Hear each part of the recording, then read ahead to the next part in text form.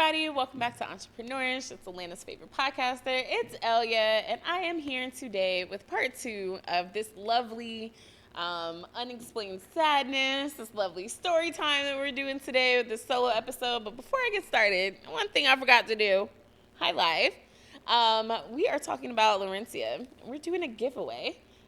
Her name is amazing. It's an affirmations coloring book. And to all my mompreneurs and all my dadpreneurs, if you are looking for something inspirational to give to your kid, I have it right here. Look at that. How cute is it? It says, I am confident. And then look at her pigtails.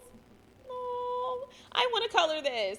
So we are giving this particular book away at the end of the month on August 31st. All you have to do is go to @entrepreneur.ish.podcast and answer the question. And the question is, what was Laurencia's biggest regret? It's a juicy one. Y'all watch her episode, okay? Y'all watch her episode. We got real deep about what it was like in our first year of business and what we, lessons learned. And she talks about it. And I want y'all to tell me what it is so that y'all can win this book, okay? I know school just started back. Your kids need something to do after school. This is what you can give them. And you know that you're giving them confidence in the same time, okay? All right. And y'all check out Art is More Than Enough on Instagram as well. So we were talking about, and of course, my thing went down. So we were just talking about unexplained sadness. And we were talking about giving yourself grace in that time of you becoming your higher self. We are all in this business and we are all trying to grow. And so while you're doing that, you're going to have to give yourself grace. You're going to have to give yourself time and space to become this big person because it takes time. You've never done this before. So let's be kind to ourselves. So in this time, of unexplained sadness, for you to get out of this, I wanted to give y'all actual tangible things that you could do. A lot of people just like to talk. I like to give you solutions as well. So we talked before. Now we're going to talk about the solutions. And the first thing is self-belief. Now this is hard because I struggle with this. I tell this story all the time. I just didn't see myself the way other people did. I saw what I wanted to see, which is a girl who kind of, is starting a podcast. It's all right. She's shy. I'm actually really not that shy. I wanted to be small. I wanted to be small. And I don't know why that is, but I really wanted everybody to think she's just this girl in the corner, right? And being that girl in the corner kept me as the girl in the corner. Who was going to listen to this person? She wasn't even giving herself a platform. She wasn't even saying that she was worthy of what she was asking you to participate in. So why would you participate in it? And so I'm feeling like a lot of people are doing this lately.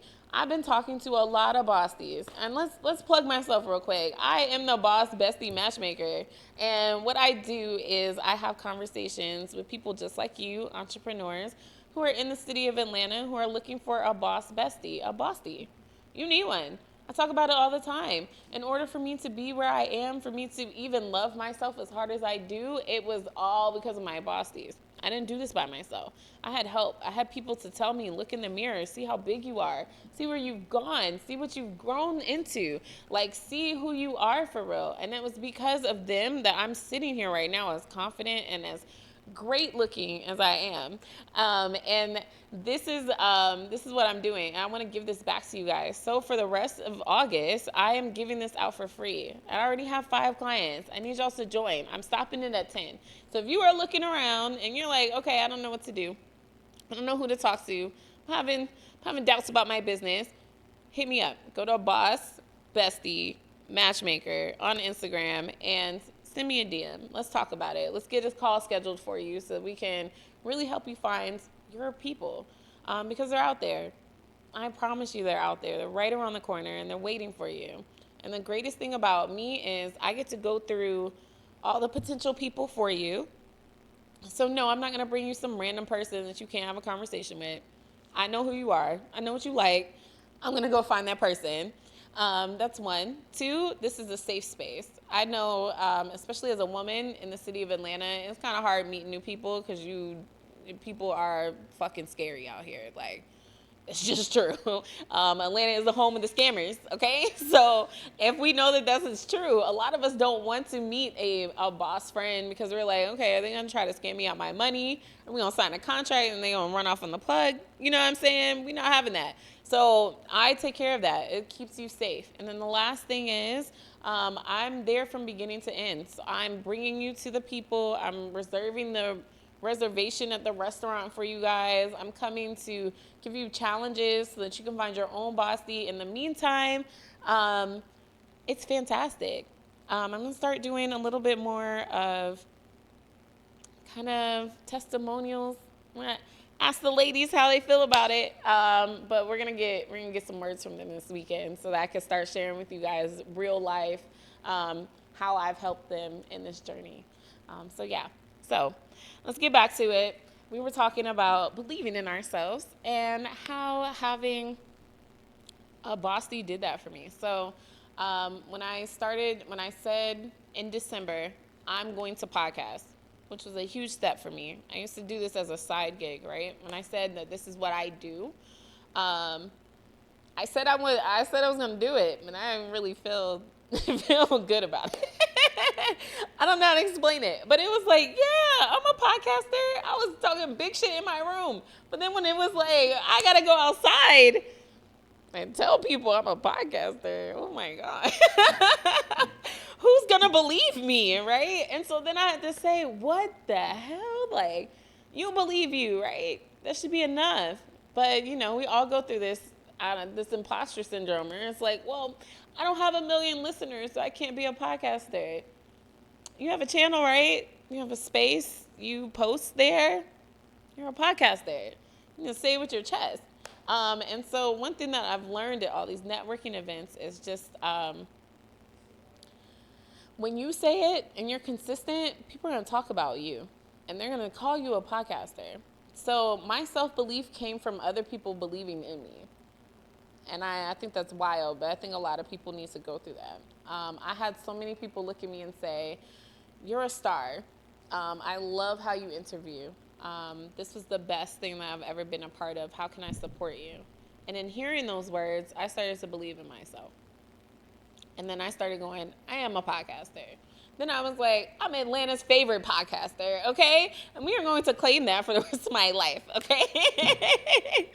And that's because I truly, truly believe that. But this is a process. This is not just one day I woke up and believed in me, right? So this is how you can start believing in yourself. So I have to give you guys actual factual tips, right? So very first thing, you need to give yourself permission to thrive in this industry. Whatever the industry is, you need to tell yourself, I give you permission to be successful in this space. I don't think we talk about it enough, but I feel like a lot of us are afraid of success. We don't talk about it, but it's so true. Once we start seeing things roll in, then we want to pull it back. We want to be like, okay, that's enough. Okay, I don't want to go to that party. Like, I don't want to do that thing. Like, I don't want to go on that trip. It's too much, right? We start feeling like, I'm actually doing this, right? And so instead of going head first into it, a lot of us pull back. So I need you to give yourself permission to thrive. Tell yourself, hell yeah, you're invited to that. You should have been invited to it last month. Finally, they caught on. Like, that's how you need to be. You need to be like, I'm so glad y'all got with the fucking program. Thank you very much. I should have been the first call, but all right, y'all finna learn. Let me show out real quick. Now I'm the first call every single time. And get comfortable with that. Give yourself really, like, the permission to thrive and really do well in whatever you're doing. So that's number one. Number two, for you to start believing in yourself. And this one is huge. You need to acknowledge that you're going to suck for a little bit. You need to acknowledge that.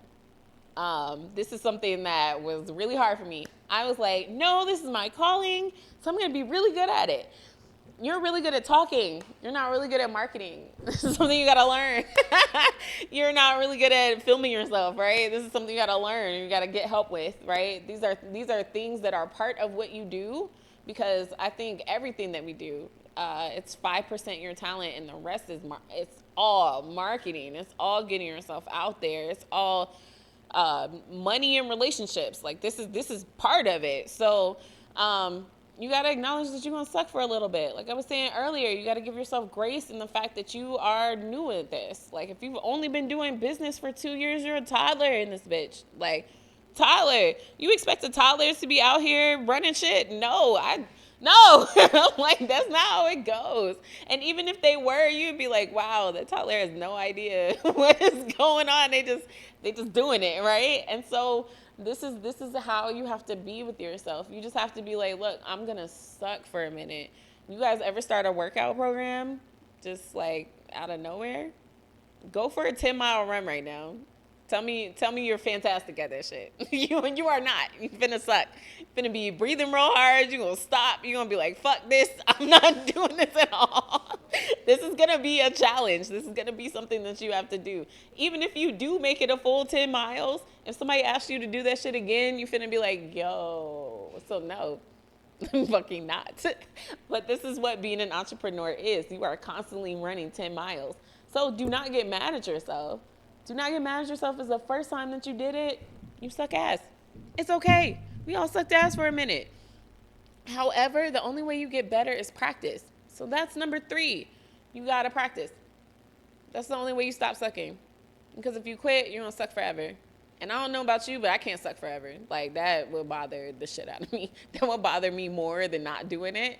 It would bother me a lot to just sit here and just not be good at something. I was always a high achiever, and I'm always super competitive. So, if I was last time, I guarantee you, give me 2 months. I'm definitely going to be in the middle of the pack this time. I'm not going to be the last one.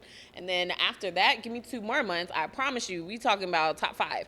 And then really, give me a year, I'm number 1. Like, I promise you. So this is who I am. This is what I do. So it's practice. In order to get better, and you know that this is really what you want to do, you want to be at the top of your game, you want to be the number 1 photographer in the city, country, world, you want to be called from Vogue, like, you're going to have to practice. If you've only taken 1 picture, like, who the fuck is hiring you?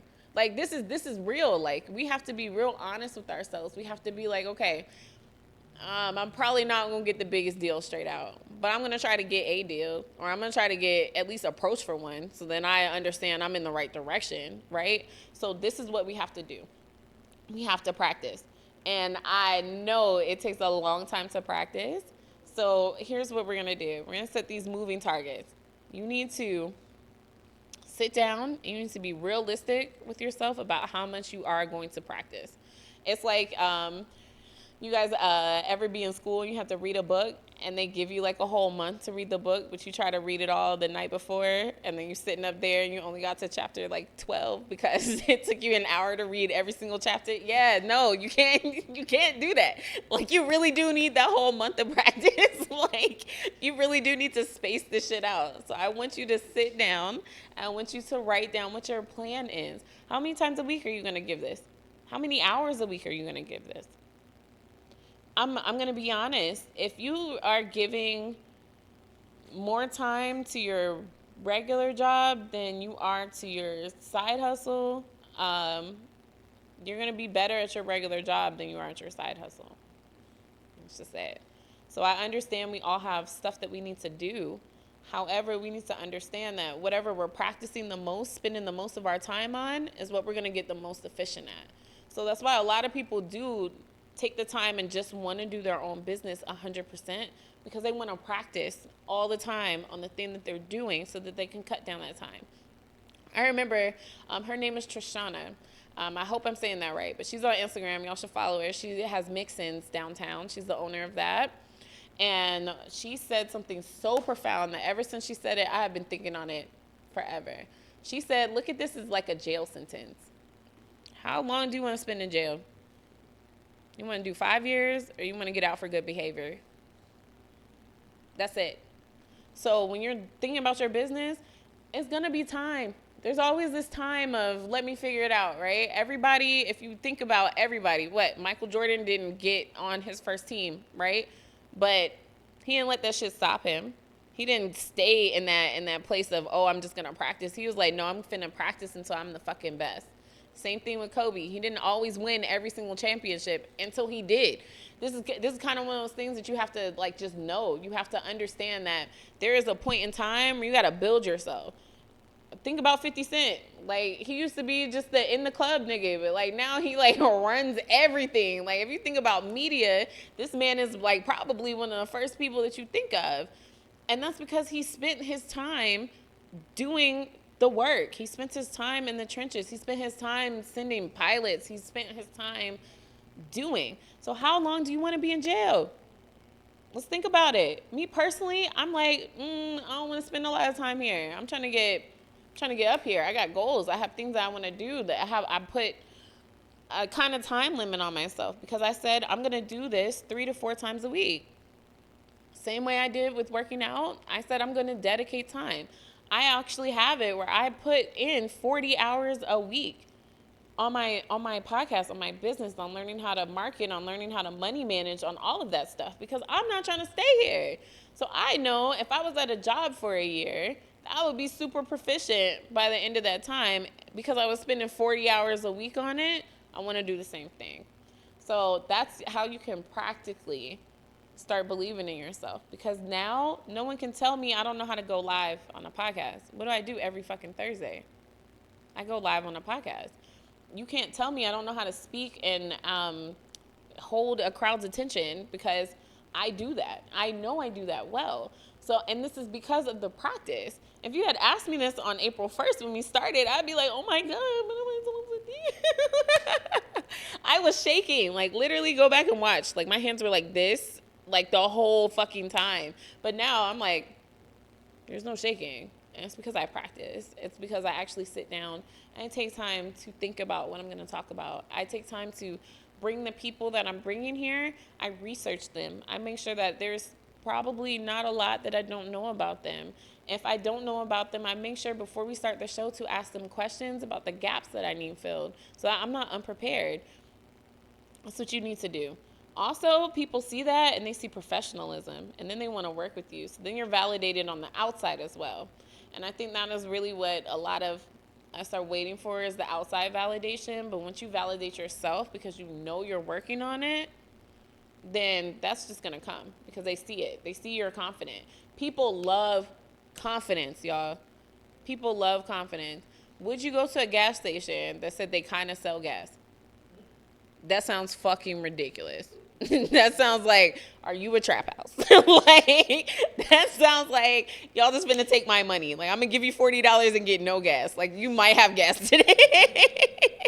So don't be that. In your business, you can't be that. You need to be like, oh no, 10 toes down, I have fucking gas. Like, you need to be like Quick Trip. If Quick Trip ever didn't have no gas, aren't you gonna be like, what the fuck? This is where you need to get to, where it's like, it's crazy for you not to be as good as you are. Like, it's wild for you to make a misstep. It's wild for you to not be prepared. It's crazy because that's how much effort you have put into this. It's like, same thing, I keep going back to these basketball analogies, but it's like if somebody had a bad game, you're gonna be like, what the fuck happened? Didn't you go to practice? Practice? From AI. But no, like for real, like that's really it. Like, it's like, in order for you to feel confident, in order for you to stop having these bouts of sadness, these bouts of imposter syndrome, you have to try. And you have to try as much as you can. You have to fall on your face as much as possible so that you know, yeah, I literally fumbled a bag. I've done it. But I know I will never do that shit again. And it's because I fumbled a bag. That is really it. This is what happens. This is exactly what happens. Okay. And then the other thing that we need to really focus on is emotional resilience. Now, this one is a big deal for me because we can say we're confident, right? I can talk all this shit, right? And I can be like, yeah, this is what I do. This is what I do. This is what I do. Let something shake me. Like, let something bad happen. Like, let me not be able to come to my show. We talked about that on my last solo episode where I wasn't able to come in here because I had COVID. That shook the fuck out of me. I was like, no, I'm a failure I missed an episode. Like, we do that to ourselves. We really do. So this is what emotional resilience is for. It's for you not to drop into a sad spiral just because something got in your way. That's not what we do around here. If you're a bossy, I'm not going to let that happen. I promise you, if you are watching my show right now and you're in a sad spiral, fucking DM me now at entrepreneur.ish.podcast, okay? Because sad spiral for what? You're doing great. You're doing fantastic. You're doing better than you ever have done before. So what are we staying in this place for? We cannot get down there. So I talk about spiritual things all the time, but there really is a vibration for money, for happiness, for love, and all of that is at a high vibration. Sadness is real low. You can stay there if you want to, but all you're going to do is collect more sadness. You're going to collect sad friends. You're going to collect sad opportunities. You're going to get the worst clients that you've ever had in your life, and it's going to keep you down there. And it's because you did not decide, I'm going to stay up here, and I'm going to hold it. It's like holding a squat. Sometimes it sucks. Your legs are shaking. It's super hard, but you have to hold it. Because the more you hold it, the stronger you are. The more you hold it, the more people are like, well, shit, she's holding that shit. Okay. I want to be a part of this. I want to tap into this. What you got going on? Because I see that no matter what happens to you, you could do it.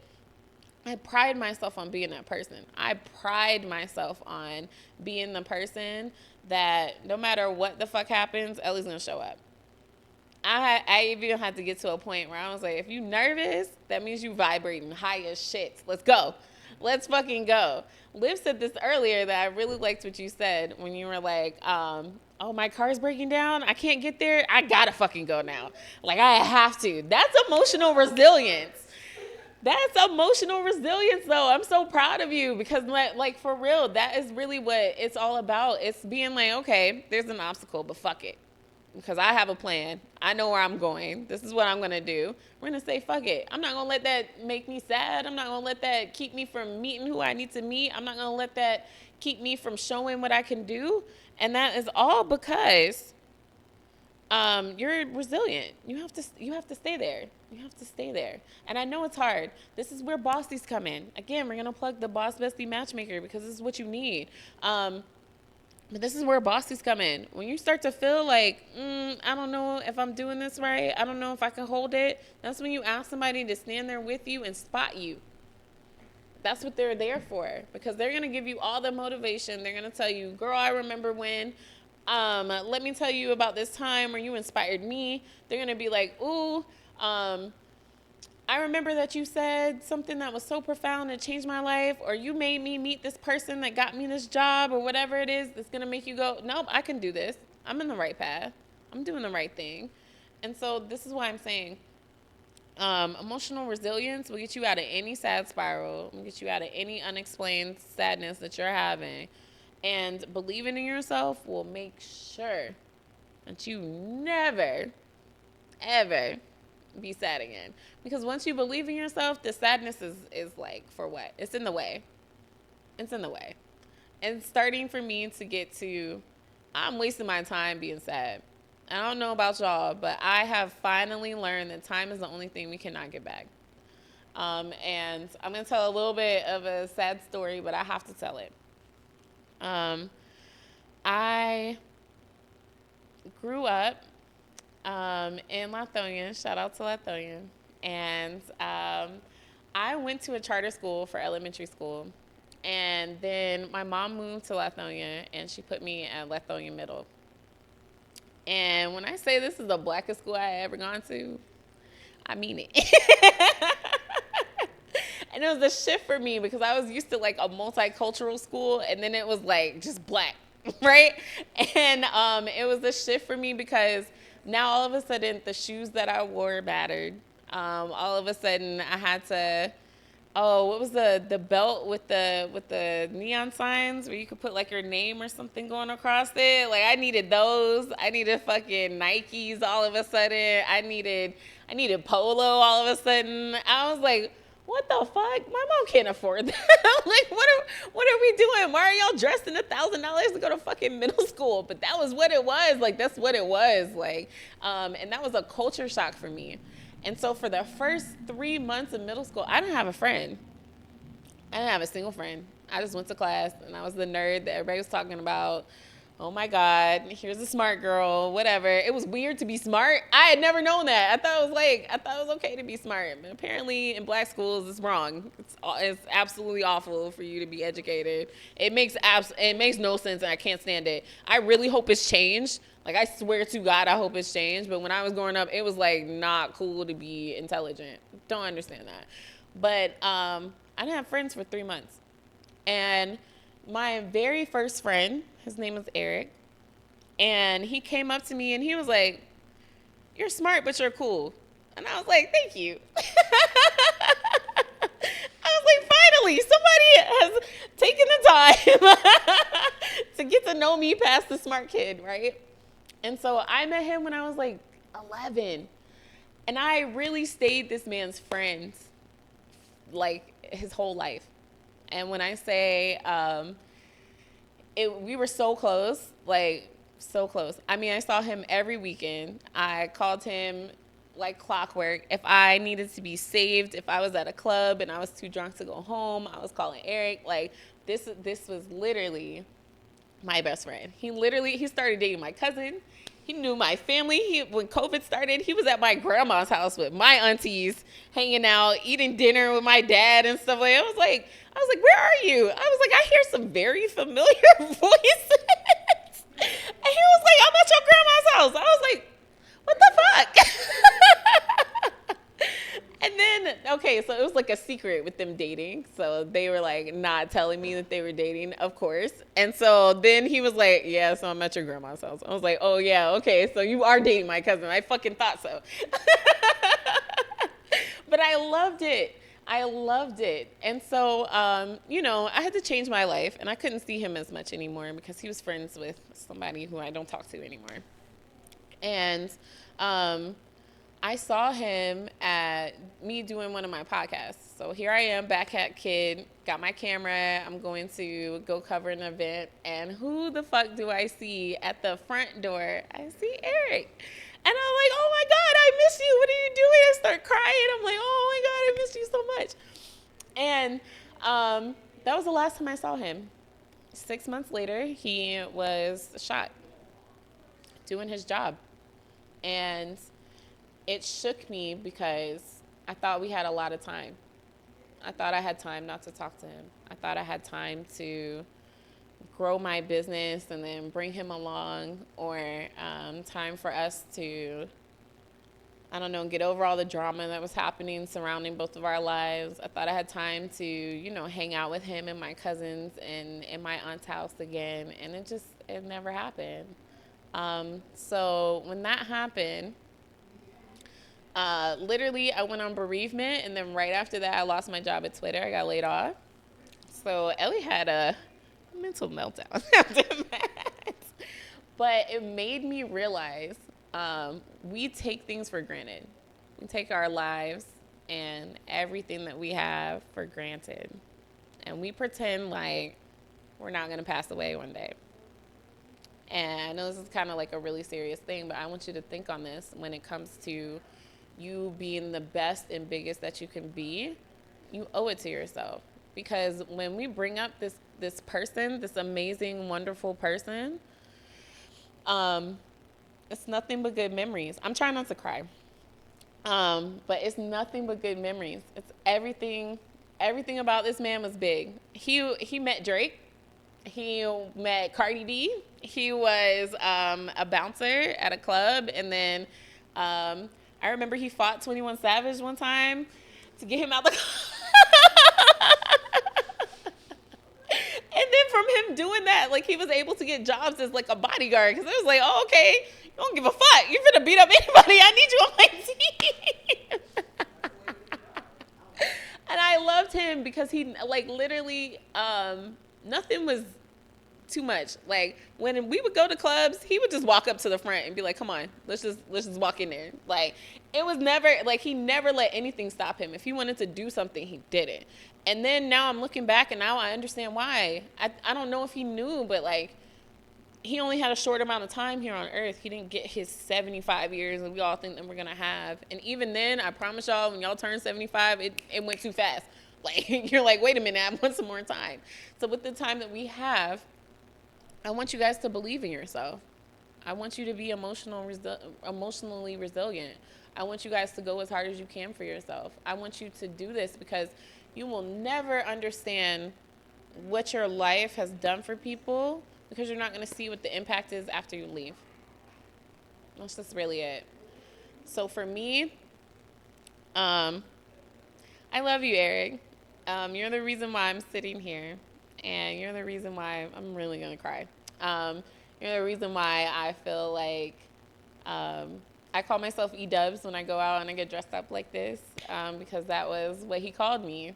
Every time I came out, he'd be like, "It's E-dubs. What's up?" And then he said that because he was like, "You never lose." He was like, "Everything is a W for you." He was like, "I've never seen you not get a job. I've never seen you not have money. I've never seen you not hit a goal that you fucking have. So I'm calling you E-dubs. That's it." And so once he said that, I really like embodied that. And for me, I'm sorry, I'm getting it together. For me, I do this for him. I do this for myself. I do it because I know he's watching me. I do it because I know that this is what I'm supposed to do. And so anytime I want to get sad, I hear him go, "Man, stand the fuck up." He used to do that. He used to always be like, "We're not with all that sad shit right now. We're not with all that sad shit right now. Get the fuck up." And I loved him for that. Like, I loved him for that. He would not allow me to be sad. Like, he just really wouldn't. So I'm not going to allow you guys to be sad. That's what I learned. I'm not going to allow you guys to sad spiral. I'm not going to allow you to think poorly of yourself. I'm not going to allow you not to believe. I'm not going to allow you to let go of this emotional resilience because that's not what I was taught.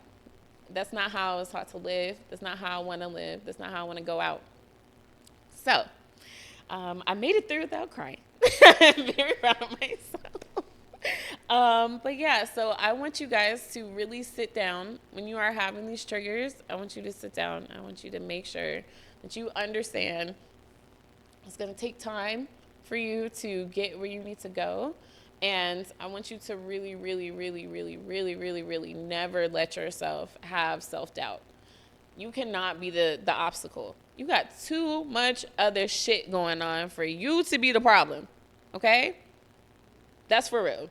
So let's do this together. I understand it's hard. We all have to build up this emotional resilience, but I'm here. I'm here to spot you. So keep watching Entrepreneurs. We're going to come back for part 3. All right.